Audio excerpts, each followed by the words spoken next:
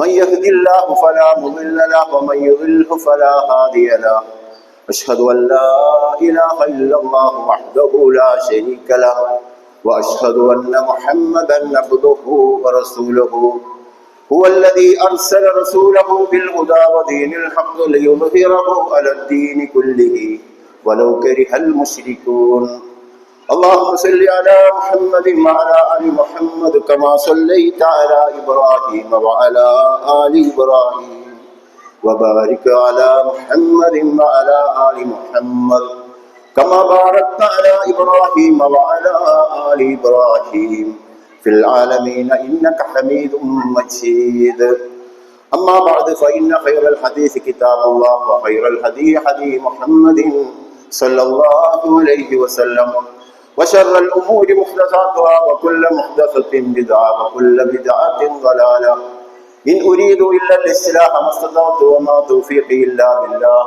عليه توكلت وإليه أنيب رب اشرح لي صدري ويسر لي أمري واحلل عقدة من لساني يفقهوا قولي أيها الإخوان والأخوات أوصيكم وإياي أولا بتقوى الله أعوذ بالله السميع العليم من الشيطان الرجيم بسم الله الرحمن الرحيم وإذ قال إبراهيم رب اجعل هذا بلد آمنا واجنبني وبني أن تعبد الأصنام رب إنهن أضللن كثيرا من الناس فمن تبعني فإنه مني ومن عصاني فإنك غفور رحيم صدق الله العلي العظيم الله أكبر الله أكبر الله أكبر الله أكبر الله أكبر لا إله إلا الله والله أكبر الله أكبر ولله الحمد അല്ലാഹുവിന്റെ ദീനിലെ സത്യവിശ്വാസികളായ സഹോദരങ്ങളെ സഹോദരികളെ, അല്ലാഹു സുബ്ഹാനഹു വ തആല എല്ലാ അർത്ഥത്തിലും നമ്മെ അനുഗ്രഹിക്കുമാറാവട്ടെ. അള്ളാഹുവിന്റെ വിധിവിലക്കുകൾ ജീവിതത്തിന്റെ നിഖില മേഖലകളിലും സൂക്ഷ്മതയോടുകൂടി പുലർത്തി അള്ളാഹുവിനെ അവന്റെ പ്രീതി ലഭ്യമാം വിധം കണ്ടുമുട്ടുവാൻ അള്ളാഹു അനുഗ്രഹിച്ചവരുടെ കൂട്ടത്തിൽ ഉൾപ്പെടണമെന്ന് ആദ്യം എന്നോടും അതോടൊപ്പം നിങ്ങളോടും ഓർമ്മപ്പെടുത്തുകയാണ്, വസിയത്ത് ചെയ്യുകയാണ്. ബലിപെരുന്നാളിന്റെ എല്ലാ അർത്ഥത്തിലുമുള്ള ആശംസകൾ നേരുകയാണ്. അള്ളാഹു നമ്മിൽ നിന്ന് സ്വീകരിക്കുമാറാവണം. നമുക്കറിയാം, ഒരു വലിയ ത്യാഗത്തിന്റെ അനുസ്മരണമാണ് ഈ ബലിപെരുന്നാൾ എന്ന് പറയുന്നത്. എല്ലാ കൊല്ലവും അല്ലാഹു സുബ്ഹാനഹു വ തആല മുസ്ലിം ലോകത്തിലൂടെ മനുഷ്യകുലത്തെ മുഴുവനും ഓർമ്മിപ്പിക്കുവാൻ ഏർപ്പെടുത്തിയ ഒരു മഹാ സംവിധാനമാണ് ബലിപെരുന്നാൾ എന്ന് പറയുന്നത്. ഈ ത്യാഗം ഒരു മഹത്തായ കാര്യത്തിന് വേണ്ടിയിട്ടാണ് അല്ലാഹു നമ്മെ പഠിപ്പിക്കുന്നത്.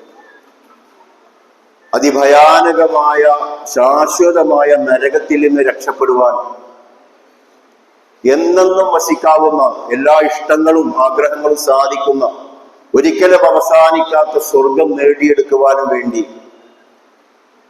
അതിനുവേണ്ടി എന്തൊക്കെ കൊടുക്കേണ്ടതുണ്ടോ അതൊക്കെ കൊടുക്കുക എന്നതാണ് ബലിപെരുന്നാൾ അല്ലെങ്കിൽ ഇബ്രാഹിം പ്രവാചകൻ കുടുംബവും നമുക്ക് നൽകുന്ന സന്ദേശം. ഈ പ്രവാചകനെ നിരന്തരം നിങ്ങൾ അനുസ്മരിച്ചു കൊണ്ടിരിക്കണം. അത്തഹിയ്യാത്തിലൊക്കെ നമ്മൾ അല്ലാഹുമ്മ സ്വല്ലി അലാ മുഹമ്മദിൻ വഅലാ ആലി മുഹമ്മദ് കമാ ബാറക്ത അലാ ഇബ്രാഹിം, ഈ മുഹമ്മദ് നബിയെ ഇബ്രാഹിം നബിയോടാണ് നമ്മൾ എന്ത് ചെയ്ത് കണക്ട് ചെയ്യുന്നത്. ഇബ്രാഹിം നബിയുടെ അനുഗ്രഹം, ഇബ്രാഹിം നബി അനുഗ്രഹിച്ചതുപോലെ ഇത് കോടാനുകോടിക്കണക്കിന് ആളുകൾ ഓരോ ദിവസവും ഈ പ്രാർത്ഥന ഉച്ചരിച്ചു കൊണ്ടിരിക്കുകയാണ്. ഇന്ന് സുബഹി മുതൽ തന്നെ കോടാനുകോടിക്കണക്കിന് ആളുകൾ ഉച്ചരിച്ചു കഴിഞ്ഞു. ഇന്ന് വൈകുന്നേരം ആകുമ്പോഴേക്കും എത്ര കോടി ജനത എത്ര തവണ അത് ഉച്ചരിക്കുമെന്ന് കണക്കില്ല. ഇനി അന്ത്യനാൾ വരേക്കും ഒരു മഹാപ്രവാചകന്റെ അനുഗ്രഹം മുഹമ്മദ് മുസ്തഫ സല്ലല്ലാഹു അലൈഹി വസല്ലമക്കും അവരുടെ ഉമ്മത്തിനും ഉൾപ്പെടെ അത് ലഭ്യമാവണേ എന്ന് പ്രാർത്ഥന. ഇത്ര പ്രാർത്ഥിക്കുന്ന, ഇത്ര പേരുച്ചരിക്കുന്ന ഒരു മഹാരഥൻ ഭൂമുഖത്തില്ല എന്നതൊരു സത്യമാണ്. അതുകൊണ്ട് ആ അർത്ഥത്തിലുള്ള ഇബ്രാഹിം പ്രവാചകനെയും അദ്ദേഹത്തിന്റെ കുടുംബത്തെയും എന്തിനു വേണ്ടി അനുസ്മരിക്കുകയും ആ മാർഗത്തിൽ ത്യാഗത്തിന് സന്നദ്ധമാവുകയും ചെയ്യണമെന്ന് പഠിച്ചെടുക്കുക എന്നതാണ് ഈദ് നൽകുന്ന ഏറ്റവും വലിയ സന്ദേശമെന്ന് പറയുന്നത്. ഒരു വലിയ ആദർശത്തെ പുൽകാൻ വേണ്ടിയിട്ടായിരുന്നു അദ്ദേഹം സകലതും ത്യജിക്കുവാൻ സന്നദ്ധമായി. ഇബ്രാഹിം കുടുംബത്തിന്റെ ഏറ്റവും വലിയ പ്രത്യേകം ഈ ത്യാഗമാണ്, ഈ ആദർശത്തിന് വേണ്ടി. അതിനുവേണ്ടി എന്തൊക്കെ ത്യജിക്കണോ അതിനൊക്കെ, എന്റെ കുടുംബവും സമ്പത്തും ജീവനും സകലതും. അദ്ദേഹം അതിനെന്ത് ചെയ്തു? അദ്ദേഹത്തിന്റെ പൈതൃകം നഷ്ടപ്പെടുത്തേണ്ടി വന്നു. സ്വന്തം പിതാവ്, നമുക്കറിയാം, പിതാവിനോട് ഈ ആശയം പറഞ്ഞു കഴിഞ്ഞാൽ അധിക പിതാക്കന്മാരും അംഗീകരിക്കുകയില്ല. യഥാർത്ഥ ആശയം പറയുകയാണെങ്കിൽ ഈ സമുദായത്തിനകത്തുള്ള അധിക പിതാക്കന്മാർ പോലും അംഗീകരിക്കാത്ത ഒരു വലിയ സത്യമാണ്. കാരണം പിതാവ് അത് നിരാകരിച്ചു കഴിഞ്ഞാലോ ആ നിരാകരിച്ച പിതാവിനോടൊപ്പം നിൽക്കുവാൻ അദ്ദേഹത്തിന് സാധ്യമല്ല. പിതാവ് ബഹിഷ്കരിക്കുമ്പോൾ ആ ബഹിഷ്കരണം ഏറ്റുവാങ്ങാനേ പറ്റൂ. ആ ബഹിഷ്കരണത്തിൽ നിന്ന് കുറച്ചു ചാടി പിതാവിനോടൊപ്പം തന്നെ ഇനിയും മുന്നോട്ട് പോവാമെന്ന് വെക്കാൻ ഇസ്ലാം അനുവദിക്കുന്നില്ല, നമ്മളെയും അനുവദിക്കുന്നില്ല. ഇതാണ് ഈ സത്യം. അതുകൊണ്ട് ആ പിതാവിനെ, അദ്ദേഹത്തിന്റെ ആസർ എന്ന പിതാവിനെ പിതാവ് ബഹിഷ്കരിച്ചപ്പോ ശരി, ഓക്കെ, ഞാൻ പോകുന്നു എന്ന് പറയുകയാണ്. ആ പോകുമ്പോൾ എന്തൊക്കെ നഷ്ടപ്പെടുമെന്ന് അദ്ദേഹത്തിന് അറിയാം. അദ്ദേഹത്തിന് നല്ല ബോധമുള്ളവനാണ്. പിതാവ് നഷ്ടപ്പെട്ടു കഴിഞ്ഞാൽ എന്ത് സംഭവിക്കും? പിതാവിലൂടെ വരുന്ന ഒരുപാട് കാര്യങ്ങൾ നഷ്ടപ്പെടുമെന്നതൊരു സത്യമാണ്. പിതാവിന്റെ തറവാട് വലിയൊരു സംഭവമാണ്, അത് നഷ്ടപ്പെടുകയാണ്. പിതാവിൽ നിന്ന് പൈതൃകമായി കിട്ടുന്ന പാരമ്പര്യ സ്വത്ത് വലിയൊരു മഹാ അനുഗ്രഹമാണത്, അത് നഷ്ടപ്പെടുകയാണ്. പിതാവിലൂടെ സ്വന്തമായി കിട്ടുന്ന നാടും പാരമ്പര്യവും വളരെ വലുതാ, അത് നഷ്ടപ്പെടുകയാണ്. പിതാവും തന്റെ ജന്മനാട് നഷ്ടപ്പെടും. ആ ജന്മനാട്ടിൽ ഒരു പക്ഷേ അങ്ങനെ വസിക്കുവാൻ സാധിച്ചു കൊള്ളണമെന്നില്ല, അതും അദ്ദേഹത്തിന് നഷ്ടപ്പെട്ടു. അങ്ങനെ അദ്ദേഹം അതിനും തയ്യാറായി. മാത്രമല്ല, കുടുംബ ബന്ധങ്ങൾ, പിതാവിലൂടെ ഉണ്ടാകുന്ന കുടുംബ ബന്ധങ്ങൾ അത് മുഴുവൻ അറുത്തു മാറ്റേണ്ടി വരുമെന്ന് അദ്ദേഹത്തിന് അറിയാമായിരുന്നു. അതേപോലെ തന്നെ നമുക്ക് കാണാൻ സാധിക്കും, ആ പാരമ്പര്യവും കുടുംബ ബന്ധങ്ങളും ഒക്കെ നഷ്ടപ്പെട്ടാലും ഈ ആദർശം അത് വളരെ വലുതാണ്. ആരെന്ത് ഭീകരത ആരോപിച്ചാലും തീവ്രത ആരോപിച്ചാലും ഇത് കൈയൊഴിച്ചുകൊണ്ട് ഒരു നിമിഷം ഭൂമുഖത്ത് ജീവിക്കുവാൻ ഞാൻ സന്നദ്ധമല്ല. അത് പരിപൂർണമായി തന്നെ ഏറ്റെടുക്കുവാൻ ഞാൻ ബാധ്യസ്ഥനാണ്. കാരണം ഇത് എന്റെ പിതാവിനെ നൽകിയവന്റെ ആദർശമാണ്, ആശയമാണ്, കൽപ്പനയാണ്. ഇതെന്റെ തറവാട് നൽകിയവന്റെ കൽപ്പനയാണ്, ഇതെന്റെ ജന്മനാട് നൽകിയവന്റെ കൽപ്പനയാണ്. ഈ അതിമഹത്തായ കാരണം അവനാണ് ഇവരെക്കാളും വലുത് എന്നതൊരു സത്യം. അല്ലാഹു അക്ബർ, അള്ളാഹുവാണ് ഏറ്റവും വലിയവൻ. ഈ ഒരു സത്യത്തെ പുൽകാൻ നമുക്ക് സാധിച്ചു കഴിഞ്ഞാൽ അവരാണ് ഇബ്രാഹിം മില്ലത്തിലേക്ക് പ്രവേശിച്ചവർ. അത് വെല്ലുവിളികളെ നേരിടേണ്ടി വരും, തീർച്ചയാണ്. ഇബ്രാഹിം നബി അലൈഹി ഇസ്ലാം വെല്ലുവിളികളെ നേരിട്ടു. കാരണം ഈ വെല്ലുവിളിയെ അതിജയിച്ചില്ല എങ്കിൽ ശിർക്കിലാണ് അകപ്പെടാൻ പോകുന്നു. അവിടെയുള്ള ഭരണകൂടങ്ങളെ ഉൾപ്പെടെ അതിലേക്ക് അകപ്പെടുവാൻ ബാധ്യസ്ഥരായി മാറുകയാണ്. അതുകൊണ്ട് ഇതേ പാത തന്നെ ഹാജർ അല്ലാഹു കാണിച്ചു കൊടുത്തു. തന്റെ മകൻ ഇബ്രാഹിം നബി അലൈഹി ഇസ്ലാമിനത് കാണിച്ചു കൊടുത്തു. ചോര പൈതലാവുമ്പോൾ തന്നെ അതിൽ നിന്ന് അടർത്തിയെടുത്ത് ഇബ്രാഹിമിനെ രക്ഷപ്പെടുത്തുകയാണ് അദ്ദേഹം. എന്നിട്ട് ആരോരുമില്ലാത്തൊരു മരുഭൂമിയിൽ കൊണ്ടുപോയിട്ട്, നമ്മളെപ്പോലെ കോടിക്കണക്കിന് മുസ്ലിങ്ങളുള്ള ഒരു രാജ്യത്തല്ല കൊണ്ടുപോയാക്കിയത്. പച്ചവെള്ളം പോലും ഇല്ലാത്ത, ജീവജാലം പോലും ഇല്ലാത്ത ഒരു പ്രദേശത്ത് കൊണ്ടുപോയിട്ടാണെങ്കിലും അവിടെ ആദർശം ഞാൻ നട്ടുപിടിപ്പിക്കും. ഇതെന്റെ റബ്ബിന്റെ കൽപ്പനയാണ്. അതുകൊണ്ട് പോകുമ്പോൾ ചോദിക്കുകയാണ്, ജീവന്റെ കണികയില്ലാത്ത നാട്ടിൽ നിന്ന് പോകുമ്പോൾ ഭാര്യയും മകനെ മാറിൽ വെച്ചുകൊണ്ട് മാതാവ് ചോദിക്കുകയാണ്, ഉപേക്ഷിച്ചു പോകുകയാണോ? മറുപടിയില്ല. അള്ളാഹുവിന്റെ കൽപ്പന പ്രകാരമാണോ? അതെ. എങ്കിൽ ഞങ്ങൾക്ക് അള്ളാഹു മതി. ഇതവരെ പഠിപ്പിച്ചു കൊടുത്തിരുന്നു ഇബ്രാഹിം നബി അലൈഹി ഇസ്ലാം. നമുക്ക് സാധിക്കുന്നുണ്ടോ? അള്ളാഹുവിന്റെ ദീനും മറ്റ് സമ്മേളന താല്പര്യങ്ങളും ഏറ്റുമുട്ടിയാൽ അള്ളാഹുവിന്റെ ദീന് മതി, അള്ളാഹു മതി എന്ന് വെക്കാൻ സാധിക്കുമ്പോഴാണ് നമ്മൾ ഇബ്രാഹിം മില്ലത്തിലേക്ക് കടന്നു വരുന്നത്. പുതിയൊരു നാഗരികതയെ രൂപപ്പെടുത്തിയ അള്ളാഹു ആരോരുമില്ലാത്തൊരു മരുഭൂമിയിൽ ഉമ്മത്തുൽ ഖുറയായി കേന്ദ്ര പട്ടണമാക്കിയ രാജ്യത്തെ അള്ളാഹു സുബ്ഹാനഹു തആല മാറ്റി. സകല നാഗരികതകളെയും പ്രസവിച്ചു വീഴുന്ന കേന്ദ്ര പട്ടണം ഉമ്മുൽ ഖുറ, അത് ആ അർത്ഥത്തിലുള്ള ഒരു മഹാസംഗതി ഭൂമിയിൽ കാണിച്ചു തന്നു. അതിനെയാണ് മക്കയിൽ കാബയിൽ കൂടി നമ്മൾ അനുസ്മരിക്കുന്നത്. അവിടെയാണ് ഇന്ന് ഹജ്ജ് സ്ഥാപിക്കപ്പെട്ടിരിക്കുന്നത്, അവിടെയാണ് അറഫ നടക്കുന്നത്. അതുകൊണ്ട് ഈ ആശയത്തെയും ആദർശത്തെയും കൈവിട്ടുകൊണ്ട്, അല്ലെങ്കിൽ അത് നെഞ്ചേറ്റ് വാങ്ങാതെ, അത് കുടുംബത്തിലേക്ക് ചേർത്ത് വെക്കാതെ ഒരു ഇബ്രാഹിം മില്ലത്ത് പുൽകുക സാധ്യമല്ല, ഒരു അനുസ്മരണമില്ല എന്നാണ് നമ്മൾ മനസ്സിലാക്കേണ്ടത്. ഇതേ ആശയത്തെ പ്രവാചകൻ ഉൾക്കുകയാണ്. ഇതേ ആശയത്തെ അതുകൊണ്ടാണ് ഇബ്രാഹിം നബിയുടെ ആ പാരമ്പര്യത്തിന് പ്രവാചകൻ സല്ലല്ലാഹു അലൈഹി വസല്ലം അർഹനായി മാറുന്നത്. പ്രവാചകൻ ഇതേ ആശയം ഉന്നയിച്ചു. ഭരണകൂടങ്ങൾ ഉൾപ്പെടെ ഇളകി നാട് വിടേണ്ടി വന്നു. അപ്പോ നാട് വിടുമ്പോ അറിയാലോ, നാട് പോയി, സ്വത്ത് പോയി, വീട് പോയി, ജന്മനാട് പോയി, കുടുംബം പോയി, ബന്ധങ്ങൾ പോയി. അങ്ങനെ പോയാലും ശരി ഞങ്ങൾ പോയിരിക്കും. അതുള്ളിടത്തേക്ക് അത് സ്ഥാപിക്കാൻ പറ്റുന്നിടത്തേക്ക് ഞങ്ങൾ പോയിരിക്കും, അല്ലെങ്കിൽ അവിടെ തന്നെ അത് സ്ഥാപിക്കും. വലത് കൈയിൽ സൂര്യൻ വെച്ച് തന്നാലും ഇടത് കൈയിൽ ചന്ദ്രൻ വെച്ച് തന്നാലും മുഹമ്മദ് കീഴടങ്ങുകയില്ല. ഇതൊരു മഹത്തായ ആശയമാണ്. മുഹമ്മദ് കീഴടങ്ങുകയില്ല. അങ്ങനെ ശുഅബ ബിൻ താലിബ് താഴ്വരയിൽ ഉപരോധിക്കപ്പെട്ടു. ഭക്ഷണത്തിന് വേണ്ടി ആദർശത്തെ കൈയൊഴിച്ചില്ല. ഒരു നേരത്തെ ജീവന് വേണ്ടി, ആഹാരത്തിന് വേണ്ടി ആഹാരത്തെ അത് തുടർച്ചയായി തടയപ്പെട്ടപ്പോൾ അത് മേടിക്കാൻ വേണ്ടി, അത് ലഭിക്കാൻ വേണ്ടി ആദർശത്തിൽ ആണോകിട കടുകിട വ്യതിയാനത്തിന് തയ്യാറായില്ല. അവിടെ അടിയുറച്ചു നിന്നു. അല്ലാഹു സുബ്ഹാനഹു വ തആല മദീന ഒരുക്കി കൊടുത്തു. മദീന ഒരുക്കി കൊടുത്തു. ആ മദീനയിലൂടെ അള്ളാഹുവിന്റെ ആധിപത്യം, അള്ളാഹുവിന്റെ മേധാവിത്വം, ഭരണ സംവിധാനം ഉൾപ്പെടെ അള്ളാഹുവിന്റെ പ്രവാചകൻ അള്ളാഹു ഹിജറയിലൂടെ പ്രവാചകൻ ചോദിപ്പിച്ചു. സകല വിദ്യകളെയും തകർത്തടിച്ച് അള്ളാഹുവിന്റെ യാഥാർത്ഥ്യം ഹക്ക് അത് പുറന്നു കാണുവാൻ വേണ്ടി അദ്ദേഹം പണിയെടുത്തു, സാധിച്ചു, വിജയിച്ചു. ഇതാണ് മില്ലത്ത്. അതുകൊണ്ടാണ് നമ്മൾ ഇബ്രാഹിം നബിയുടെ മില്ലത്തിന് മുഹമ്മദ് നബി അലൈഹി ഇസ്ലാമിനെ ചേർത്ത് എല്ലാ നമസ്കാരത്തിലും അത്തഹിയ്യാത്തിലും ഉൾപ്പെടെ നമ്മൾ ഈ സ്വലാത്ത് ചൊല്ലിക്കൊണ്ടിരിക്കുന്നത്. അതുകൊണ്ട് ആ സ്വലാത്ത് യാഥാർത്ഥ്യ ബോധത്തോടു കൂടി ചൊല്ലുവാൻ എനിക്കും നിങ്ങൾക്കും സാധിക്കേണ്ടതുണ്ട്. അല്ലെങ്കിൽ നമ്മൾ എന്ത് ചെയ്യും? ശിർക്കൻ സംവിധാനങ്ങളുടെ കൂടെ, അല്ലെങ്കിൽ കുഫറിന്റെ സംവിധാനങ്ങളുടെ കൂടെ, അല്ലെങ്കിൽ ജാഹിലിയ്യത്ത് എന്ന് അല്ലാഹു വിശദീകരിച്ച സംവിധാനങ്ങളുടെ കൂടെ, അതിന്റെ കൂടെ ലയിച്ചു ചേർന്ന് ഈ മില്ലത്തിൽ നിന്ന് വ്യതിചലിക്കും. മില്ലത്തിൽ നിന്ന് വ്യതിചലിച്ചാൽ അള്ളാഹുവിനൊന്നും സംഭവിക്കാനില്ല. സംഭവം മുഴുവനും ആ വ്യതിചലിച്ചവർക്ക് മാത്രമാണ്. കാരണം ഇത് അള്ളാഹുവിന്റെ കൽപ്പനയാണ്. മാത്രമല്ല, സ്വന്തം അതിൽ ഉറച്ചു നിന്നാൽ പോരാ, കുടുംബത്തെ രക്ഷപ്പെടുത്തണം, സമൂഹത്തെ രക്ഷപ്പെടുത്തണം, നാടിനെ രക്ഷപ്പെടുത്തണം. ഇത് ഇബ്രാഹിം നബി അലൈഹി ഇസ്ലാമയുടെ പ്രാർത്ഥനയാണ്.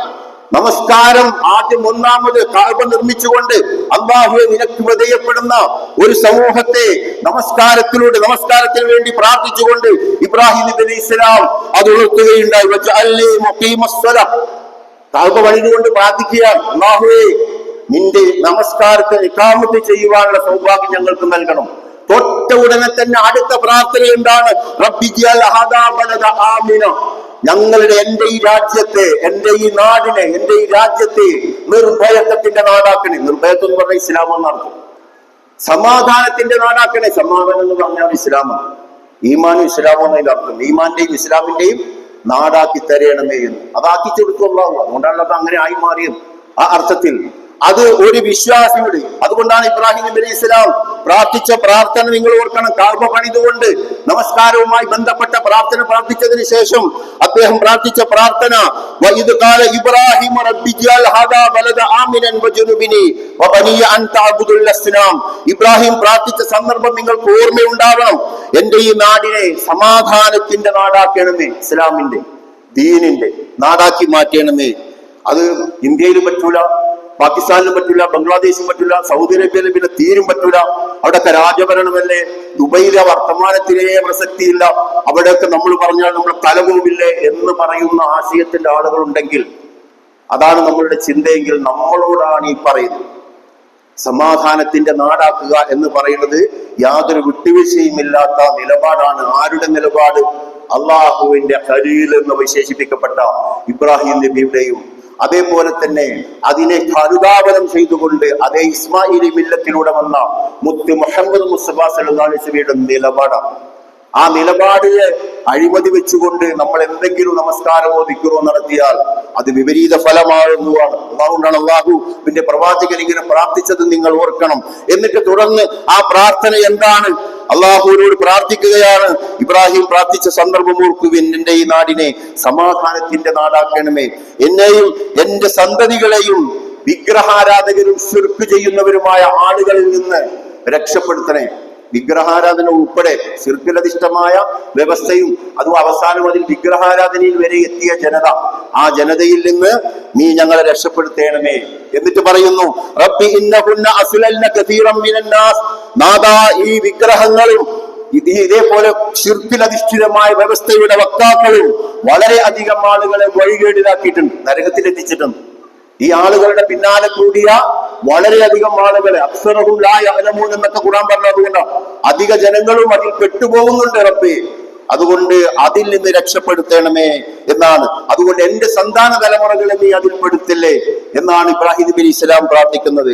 എന്നിട്ട് പറയുകയാണ്, ഫമൻ തബിഅനി ഫഇന്നഹു മിന്നി, എന്റെ ഈ ചര്യ ആരെങ്കിലും ഇത്തിബാ ചെയ്യുമെങ്കിൽ അവരെന്റെ കൂട്ടത്തിൽപ്പെട്ടവരാണ്, അവരെന്റെ കൂട്ടത്തിൽപ്പെട്ടവരാണ്. ഈ ചര്യ ഇപ്പൊ നമുക്ക് പറ്റില്ല എന്ന് വെച്ചാലോ, അതാണ് ഫമൻ അസാനി ഫഇന്നക ഗഫൂറുർ റഹീം, അവരോട് ഗുണകാംക്ഷ പുലർത്തിക്കൊണ്ട് പ്രവർത്തന നിർമ്മേതാണ്. അവർ ആരെങ്കിലും എന്റെ ഈ ചര്യയിൽ നിന്ന് ആരെങ്കിലും വിമുക്തരായി പോകുന്നുവെങ്കിൽ, മുഖം തിരിക്കുന്നുവെങ്കിൽ അവരോട് നീ പൊറുക്കണം, അവർക്ക് നീ കരുണ ചെയ്യണം, അവരോട് കാരുണ്യവും സ്നേഹവും ആശ്രയിച്ചിട്ടുകൊണ്ട്. ഈ പെരുന്നാളൊക്കെ അതിനുള്ളതാണ്. ഒരുപാട് ആളുകൾ ഇതേ മാർഗത്തിൽ തന്നെ ആയിക്കോളും. നമ്മുടെ കുടുംബത്തിൽ, നമ്മുടെ മക്കളുടെ കൂട്ടത്തിൽ വരെ നമസ്കാരം ഉൾപ്പെടെ നഷ്ടപ്പെടുത്തി പോകുന്ന ആളുകൾ ഉണ്ടാവും.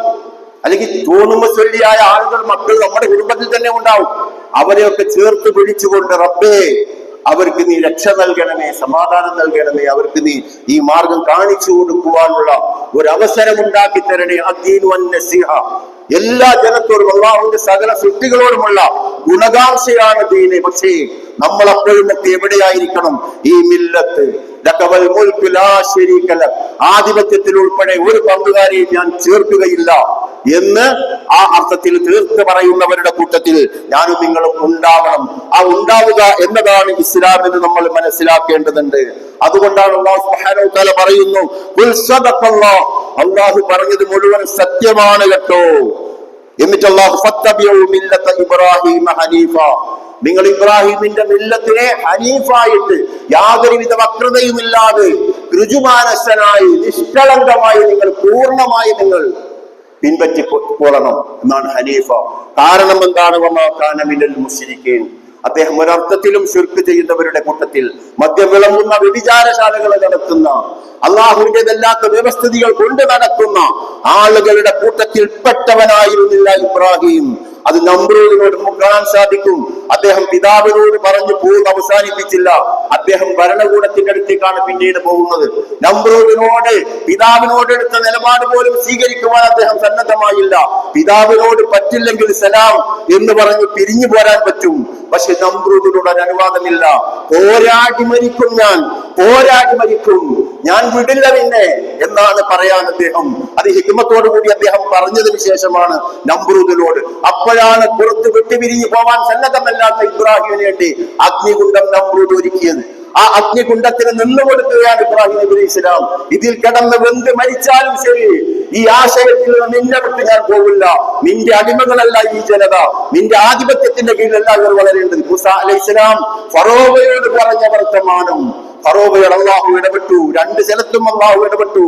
അള്ളാഹു ഇടപെട്ടുകൊണ്ട് ഇബ്രാഹിം മില്ലത്തിലേക്ക് അദ്ദേഹത്തെ അവശേഷിപ്പിക്കുകയും, നീ മരുഭൂമിയിൽ കൊണ്ടുപോയി കാണിച്ചു കൊടുക്ക്, ഈ ജനങ്ങൾക്കിടയിൽ ഇത് നടക്കുകയില്ല എന്ന് പറഞ്ഞ ജനതയുണ്ടല്ലോ, ആ ജനതയ്ക്ക് ദൃഷ്ടാന്തമായിട്ട് ആരോരുമില്ലാത്ത സ്ഥലത്ത് പോലും ഇത് നിങ്ങൾക്ക് സ്ഥാപിച്ചെടുക്കാൻ പറ്റും എന്ന് പഠിപ്പിക്കുവാൻ വേണ്ടി നീ പോയിട്ട് ജീവജാലം പോലും ഇല്ലാത്ത മരുഭൂമിയിൽ ഈ നാഗരികത പണിത് കാണിച്ചു കൊടുക്കുന്നേ.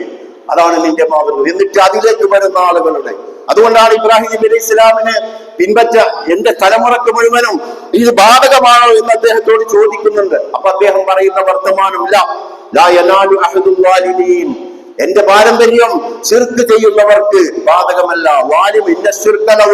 എന്ന് ഖുർആൻ പറഞ്ഞിട്ടുണ്ട്. അതുകൊണ്ട് ആ വാലിമുകൾക്ക് ഒരിക്കലും എന്റെ പിൻപറ്റാൻ സാധ്യമല്ല. എന്റെ മില്ലത്ത് അവർക്ക് കിട്ടുകയില്ല, എന്റെ ഇമാമത്ത് അവർക്ക് ലഭ്യമാവുകയില്ല. അതുകൊണ്ട് പരിപൂർണമായ ശിർക്കിൽ നിന്ന് വിമോചിതരായിക്കൊണ്ട് വരാനുള്ള ആഹ്വാനമാണ് വിശുദ്ധ ഖുർആൻ ഇതുവഴി ഇബ്രാഹിം മില്ലത്തിലൂടെ നമ്മെ പഠിപ്പിക്കുന്നത്. നമുക്ക് സുപരിചിതമാണ്. അല്ലാഹു അവന്റെ ശ്രേഷ്ഠമായ പ്രത്യേക വചനങ്ങളാണ് ഇബ്രാഹിം നബി അലൈഹി ഇസ്ലാമിനെ പരീക്ഷിച്ചത്. നിങ്ങൾക്ക് ഓർമ്മയുണ്ടാവണം. അദ്ദേഹം അതിലൊക്കെ വിജയിച്ചു കഴിഞ്ഞു. അദ്ദേഹം എന്ത് പരീക്ഷണത്തെ കൊടുത്താലും അതിലൊക്കെ അദ്ദേഹം മകനെ അറുക്കാൻ പറഞ്ഞപ്പോ അറുക്കാൻ പോലും തയ്യാറായി. മക്കയിലെത്തി ഒരു സംസ്കാരം നാഗരികതൊക്കെ പണിത് എന്നിട്ട് അല്ലാഹു വിട്ടില്ല. നിനക്ക് ഏറ്റവും പ്രിയപ്പെട്ടത് ഞാൻ തന്നെയാണോ എന്ന് ഞാൻ നോക്കും. അതുകൊണ്ട് നിന്റെ ഏറ്റവും അകാലത്ത് നിനക്കുണ്ടായ നിന്റെ അരുമ പൈതൽ ഓടിച്ചാടി നടക്കുന്ന ആ പിഞ്ചോമനയുടെ പ്രായം കഴിഞ്ഞ് കൺകുളിർമ വല്ലാതെ നിലനിൽക്കുന്ന സമയം നിനക്ക് വലുത് ആ മകൻ തന്നെയാണോ അതോ ഞാനാണോ? അല്ലാഹു പരീക്ഷിച്ചു. അദ്ദേഹം അല്ല നീയാണ്. അതാണ് ബലി. ഇപ്പൊ നമ്മൾ കഴിഞ്ഞ് ഇതിന്റെ കൂടെ ഒക്കെ നടന്നുകൊണ്ടിരിക്കുന്നതാ ബലി. പൂരം വഴിയൊക്കെ കാണാം. ഈ ആടിനെ ധാരാളം ഇറക്കുന്ന സ്ഥലമാണ് കർണാടക. നമ്മളെ നാട്ടിലൊക്കെ കേരളത്തിലൊക്കെ പൂത്തേ അധികം അറിയുള്ളൂ ആളുകൾ. എന്നാൽ ജിബ്രീൽ അലൈഹി ഇസ്ലാം അതൊരു എളുപ്പവഴിയുടെ ആളുകളാ. നമ്മളൊക്കെ എളുപ്പവഴിയുടെ ആളുകൾ. അള്ള കൊണ്ടുവന്നു റസൂല് കൊണ്ടുവരുന്നത് ആടിന് മുൻഗണന കൊടുക്കാം. അതുകൊണ്ടാണ് ഫാസിസം. നിങ്ങൾ ആടിനെ അറുത്താൽ പ്രശ്നം ഉണ്ടാക്കാൻ ആർക്കും സാധിക്കില്ല. ആട് എന്ന് പറയുന്നത് അതിനോട് കരുണ കാണിക്കുന്നവൻ പോലും ആടിന്റെ വർത്തമാനം പറയില്ല. മത്സ്യത്തെ പിടിച്ച് മത്സ്യം കരയിൽ കിടന്ന് പെടയുന്നതിനെ കുറിച്ച് ആരെങ്കിലും വ്യാധി പെടാറില്ലല്ലോ. അതേപോലെ കോഴികളെങ്ങനെ അറുക്കാറുണ്ടല്ലോ, അത് ജീവൻ തന്നെയല്ലോ, അതിനെ കുറിച്ച് ആരും വ്യാധി പറയാറില്ലല്ലോ. ഈ ബലിയറുക്കുന്ന പശുവിനെ കുറിച്ചും ആടിനെ കുറിച്ചും മാത്രം ഇങ്ങനെ വേവലാതിപ്പെടുന്നുണ്ടെങ്കിൽ അന്തക്കേടാണ്. അതുകൊണ്ട് ആ ബലി നിങ്ങൾ സന്നദ്ധമാണോ? അവരെയൊക്കെ അതിജയിച്ചുകൊണ്ട് ഇത് നടപ്പാക്കുവാൻ ഒരു സ്ഥലത്ത് അത് പറ്റില്ലെങ്കിൽ പറ്റുന്ന സ്ഥലത്ത് കൊണ്ടുപോയി അത് നടപ്പാക്കി അത് പ്രയോഗവൽക്കരിക്കുവാൻ നിങ്ങളൊക്കെ സന്നദ്ധമാണോ എന്നാണ് അല്ലാഹു സുബ്ഹാനഹു വ തആല പരീക്ഷിച്ചുകൊണ്ടിരിക്കുന്നത്. മകനെ അറുക്കണ്ട, നിങ്ങൾ ആരും മകനെ അറുക്കണ്ട. പക്ഷേ ഈ വലിയെങ്കിലും അറുത്തിട്ട് അതിനോട് സാദൃശ്യപ്പെടുവാൻ സന്നദ്ധമല്ല. അവിടെ പൈസ വേണം, ഇവിടെ പൈസ വേണം, മക്കൾക്ക് 1 ലക്ഷം ഫീസ് വേണമെങ്കിൽ അതുണ്ടാക്കാൻ ഉപരി റെഡിയാണ്. പക്ഷേ ഒരു ഏതാനും 10,000 ബലിയെറുക്കാൻ പറഞ്ഞാൽ ഒരു കൊല്ലത്തിലൊരിക്കൽ അതിന് സന്നദ്ധമല്ലാത്ത അത്തരം ആളുകളല്ല. അതുകൊണ്ട് മുസല്ലയിലേക്ക് വരേണ്ട എന്ന് വരെ പറഞ്ഞിട്ടുണ്ട് പ്രവാചകൻ. ഇത്തരം ആളുകൾ മുസല്ലയിലേക്ക് പോലും വരേണ്ട, പെരുന്നാൾ നമസ്കാരത്തിന് പോലും വരേണ്ടതില്ല എന്ന് പറഞ്ഞ് ഈ ബലിയുടെ അനുസ്മരണം എന്ന് അദ്ദേഹം അതിലൊക്കെ വിജയിച്ചു. മകനറുക്കാൻ പറഞ്ഞപ്പോൾ പോലും അദ്ദേഹം വിജയിച്ചു. എന്നിട്ട് അല്ലാഹു സുബ്ഹാനഹു വ തആല എന്ത് ചെയ്തു? നീ യോഗ്യനാണ്, അതുകൊണ്ട് ജനങ്ങളുടെ നേതാവ്, ഇമാമുന്നാസ് നീയാണ് നേതാവ്. അദ്ദീനിന്റെ മേഖലയിൽ നീയാണ് നേതാവ്. മനുഷ്യരെ മുഴുവനും ജാതി മതഭേദമന്യേ ഉള്ള മനുഷ്യരുടെയും നേതാവ് നീ തന്നെയാണ്. വേറെ മതക്കാർക്ക് മാത്രമുള്ള നേതാവല്ല, മൊത്തം ജനതയുടെ നേതാവ് നീയാണ് എന്ന് അല്ലാഹു സുബ്ഹാനഹു വ തആല പ്രഖ്യാപിച്ചു. അപ്പൊ ഉടനെ തന്നെ ഇബ്രാഹിം നബി അലൈഹി സ്വലാം ചോദിച്ചു, എന്റെ എല്ലാ സന്താന പരമ്പരകൾ, എനിക്ക് ശേഷം വരുന്ന മുഴുവൻ സമൂഹത്തിനും മനുഷ്യകുലത്തിനും ഇത് ബാധകമാണോ എന്ന് ചോദിച്ചപ്പോൾ ലാ, ഒരിക്കലുമല്ല, യനാലു അഹദുൽ വാലിമീൻ, അക്രമികൾക്ക് ഇത് ബാധകമല്ല. അതുകൊണ്ട് സഹോദരങ്ങളെ, സഹോദരികളെ, വലിയ മാതൃകയുണ്ട്. ഇത് എത്രത്തോളം കിടക്കുന്നു? നമ്മളുടെ വീടകത്തിൽ ഈ പ്രശ്നം വധിക്കുന്നുണ്ട്. ഈ ഏറ്റുമുട്ടൽ നമ്മുടെ പഞ്ചായത്തിലും വാർഡിലും സംസ്ഥാനത്തിലും അതേപോലെ ഇന്ത്യയിലും ലോകത്തിലും ഉൾപ്പെടെ ഈ ഏറ്റുമുട്ടൽ നടത്തുന്നു. സൗദി അറേബ്യയിലൊക്കെ ഈ ഏറ്റുമുട്ടൽ നടന്നുകൊണ്ടേയിരിക്കുകയാണ്. രാജഭരണം വേണോ, അള്ളാഹുവിന്റെ അനുഗ്രഹീതമായ ആദർശം വേണോ എന്ന ചോദ്യത്തിന് അവിടെയുള്ള ആളുകൾ അസ്വസ്ഥരാണ്.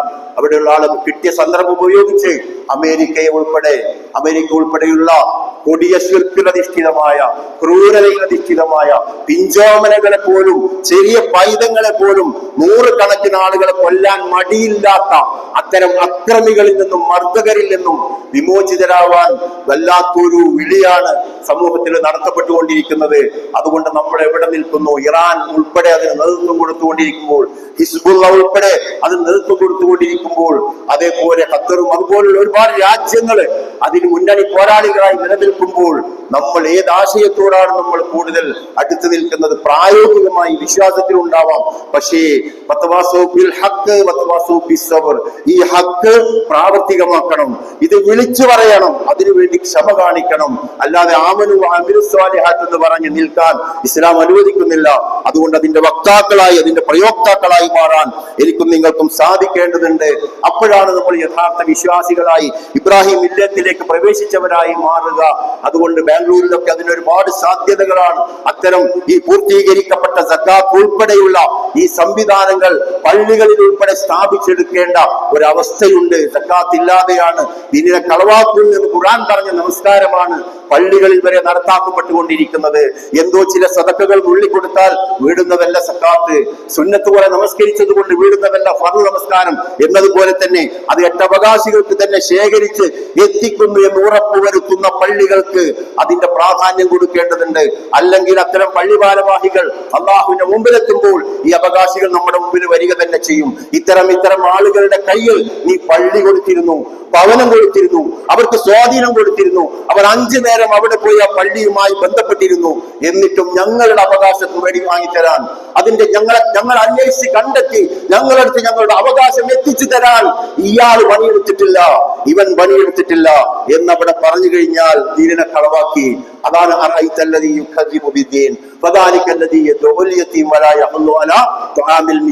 അവരൊക്കെ നമസ്കരിക്കും, നമസ്കാരം വളരെ ജോറായി നടത്തും, ഒരു വക്ത് പോലും നമസ്കാരത്തിന് കോട്ടം തട്ടാതെ അത് ഭംഗിയായി തന്നെ അവർ നിലനിർത്തും. പക്ഷെ അവരുടെ നമസ്കാരത്തിന് നാശമാണ്. നമസ്കരിക്കുന്നവർക്ക് എത്രയും നാശം. സക്കാത്ത് പറയാതെ ഏതൊരു കുത്തുബ കടന്നുപോയാലും അള്ളാഹു അത് സ്വീകരിച്ചു കൊള്ളണമെന്നില്ല. അതുകൊണ്ടാണ് ജക്കാത്ത് അതിലേക്ക് ദീനിനെ സത്യപ്പെടുത്തുന്ന ഈ യാഥാർത്ഥ്യം നിങ്ങളുടെ മുമ്പിലേക്ക് വെക്കുന്നത്. ഇതിൽ പുതുതായി വന്ന ആളുകളുണ്ടാവും. അൽഹംദുലില്ലാഹ് ഈ ഈദ്ഗാഹ് വളരെ ആരുമില്ലാതെ പോകുമെന്നാണ് വിചാരിച്ചിരുന്നത്, വളരെ കുറഞ്ഞു പോകുമെന്നാണ്. കാരണം ഈ ഈദ്ഗാഹാണ് ഇവിടെ ഈ ഇസ്ലാമിക സംഘം ഈ മസ്ജിദ് റഹ്മത്ത് കീഴിൽ ഒരൊറ്റ ഈദ്ഗാഹേ ഉണ്ടായിരുന്നുള്ളൂ. ഇന്നത് 4 എണ്ണമായി പകുത്തു, 4 ഭാഗങ്ങളിലേക്കായി പകുത്തിട്ടും അതൊക്കെ ഈ ആളുകളാൽ അടുത്ത വർഷം ഇതും ഇനിയും നിറയുന്ന ഒരവസ്ഥ വരികയും അങ്ങനെ കിട്ടാവുന്ന ആളുകളെ മുഴുവനും ഈ അർത്ഥത്തിൽ റമദാൻ സംഗമം ഉൾപ്പെടെ ശേഖരിച്ചുകൊണ്ട് നടത്തിക്കൊണ്ട് സക്കാത്ത് ഉൾപ്പെടെ നടപ്പാക്കിക്കൊണ്ട് ഈ മില്ലത്തിന്റെ പൂർത്തീകരണത്തിന് വേണ്ടി ഓരോരോ പടി സ്റ്റെപ്പ് വെച്ച് ഒന്നിച്ച് നമുക്ക് മുന്നോട്ട് നീങ്ങുവാൻ സാധിക്കേണ്ടതുണ്ട്. അതാണ് ഇബ്രാഹിം മില്ലത്ത് നമ്മളോട് പറയുന്ന ആശയം. അതുകൊണ്ട് അതുമായി ബന്ധപ്പെട്ട് ചില കാര്യങ്ങൾ കൂടി നിങ്ങളുടെ രണ്ടാമത്തെ ഖുത്ബ ഒരു പ്രധാനപ്പെട്ട ഒരു കാര്യം പറയാൻ വേണ്ടി ഞാൻ ഉപയോഗപ്പെടുത്തുകയാണ്. അല്ലാഹു സുബ്ഹാനഹു വ തആല എല്ലാ അർത്ഥത്തിലും നമ്മെ അനുഗ്രഹിക്കുമാറാവട്ടെ. അഖൂലു ഖൗലി അസ്തഗ്ഫിറുല്ലാഹ ലി വ ലക്കും. അൽഹംദുലില്ലാഹി റബ്ബിൽ ആലമീൻ വസ്സലാത്തു വസ്സലാമു അലാ അഷ്റഫിൽ മുർസലീൻ വഅലാ ആലിഹി വസ്ഹബിഹി അജ്മഈൻ. അഊദു ബില്ലാഹി മിനശ് ശൈത്വാനിർ റജീം. ബിസ്മില്ലാഹിർ റഹ്മാനിർ റഹീം. യാ അയ്യുഹല്ലദീന ആമനൂ തഖുല്ലാഹ ഹഖ്ക തുഖാതിഹി വലാ തമൂതുന്ന ഇല്ലാ വഅൻതും മുസ്ലിമൂൻ. പ്രിയമുള്ള സഹോദരങ്ങളെ സഹോദരികളെ, ഒരിക്കൽ കൂടി അള്ളാഹുവിനെ സൂക്ഷിക്കേണ്ട വിധം സൂക്ഷിക്കണമെന്ന് ഓർമ്മപ്പെടുത്തുകയാണ്, വസിയത്ത് ചെയ്യുകയാണ്.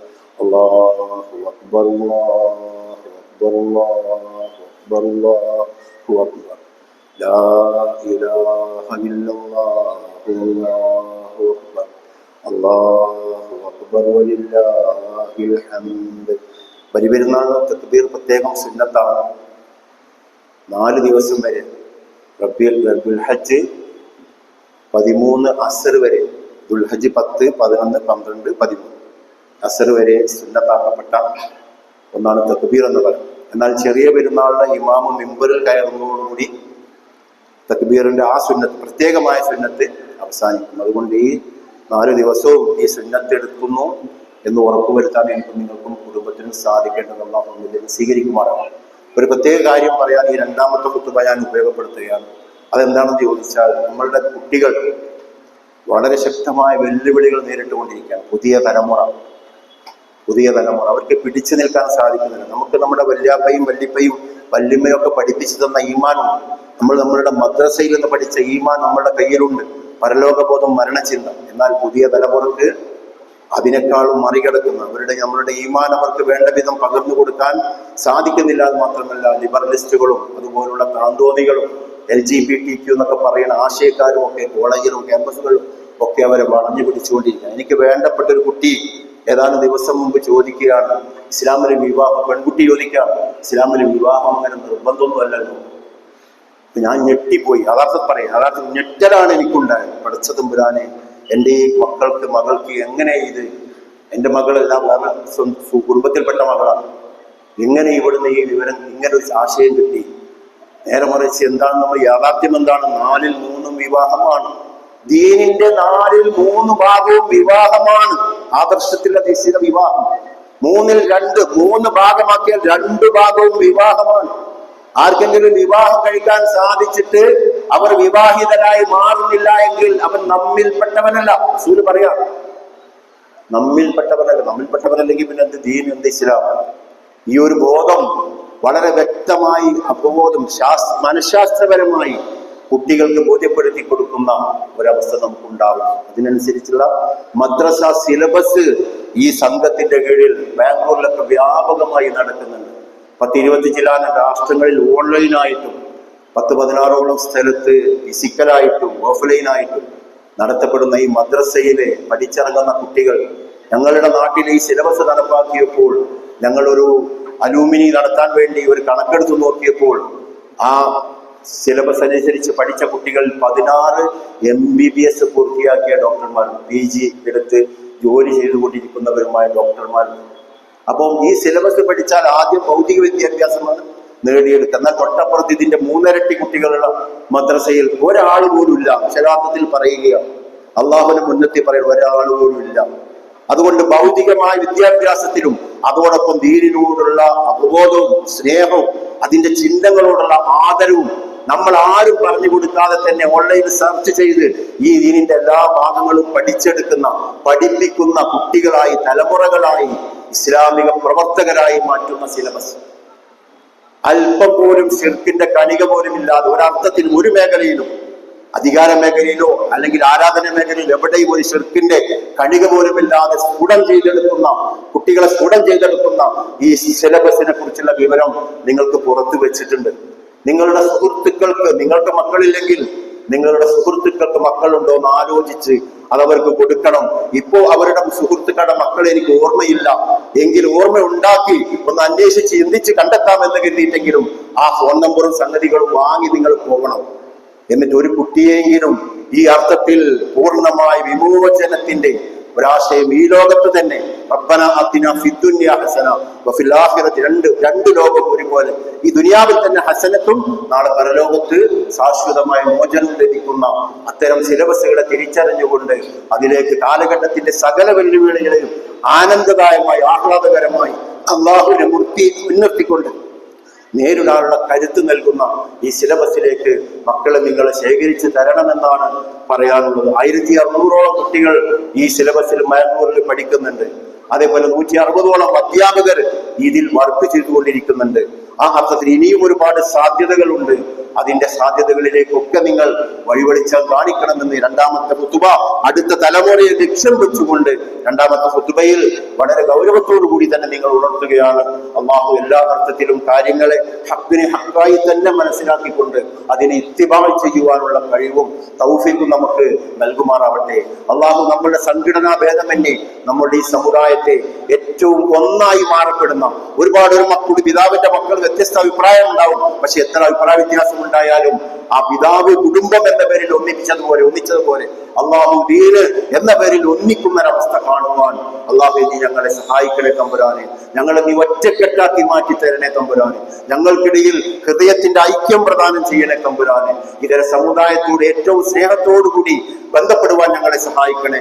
വന്ന വഴിയെ നിങ്ങൾ തിരിച്ചു പോവരുത്, ഈദ്ഗാഹിലേക്ക് വന്ന വഴിയെ തിരിച്ചു പോവരുത്. പുതിയ ആളുകളെ ജാതി മതഭേദമെന്നെ ആശ്ലേഷിച്ചുകൊണ്ട് പാപമോചനം നേടിക്കൊണ്ട് നിങ്ങൾ പോകണമെന്ന് പ്രവാചകൻ പഠിപ്പിക്കുകയുണ്ടായി. അങ്ങനെ വ്യത്യസ്ത സമുദായങ്ങൾ ഉൾപ്പെടെ ചേർത്ത് പിടിക്കുവാൻ, നെഞ്ചോട് ചേർത്ത് പിടിക്കുവാൻ, അവരുടെ ഉൾപ്പെടെ ഹിദായത്തിന് വേണ്ടി ഒറ്റക്കെട്ടായി പണിയെടുക്കുവാൻ അള്ളാഹു നീ ഞങ്ങളെ അനുഗ്രഹിക്കണേ തമ്പുരാനെ. അല്ലാഹു അഗ്ഫിർ ലിൽ മുഅ്മിനീന വൽ മുഅ്മിനാത്ത് വൽ മുസ്ലിമീന വൽ മുസ്ലിമാത്ത് അൽ അഹ്യാഇ മിൻകും വൽ അംവാത്ത് ഇന്നക മുജീബു ദഅവാതി യാ ഖാദിയൽ ഹജാത്ത്. اللهم احينا على الكتاب والسنة وامتنا مع الإيمان والتوبة. اللهم اجعل آخر كلامنا عند الموت قول لا إله إلا الله. توفنا مسلمين والحقنا بالصالحين.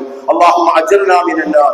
اللهم أجرنا ولوالدينا ولأهلنا من النار وأدخلنا الجنة جنات الفردوس يا أرحم الراحمين. ربنا تقبل منا دعاءنا إنك أنت السميع العليم وتب علينا إنك أنت التواب الرحيم. آمين آمين برحمتك يا أرحم الراحمين. وآخر دعوانا الحمد لله رب العالمين. السلام عليكم ورحمة الله وبركاته. ഹിറ മോഡൽ സ്കൂൾ എന്നാണ് അതിന്റെ പേര്, HMS. അത് നിങ്ങൾക്ക് അടിച്ചാൽ വെബ്സൈറ്റിൽ നിങ്ങൾക്ക് കിട്ടും. അതുമായി ബന്ധപ്പെട്ട്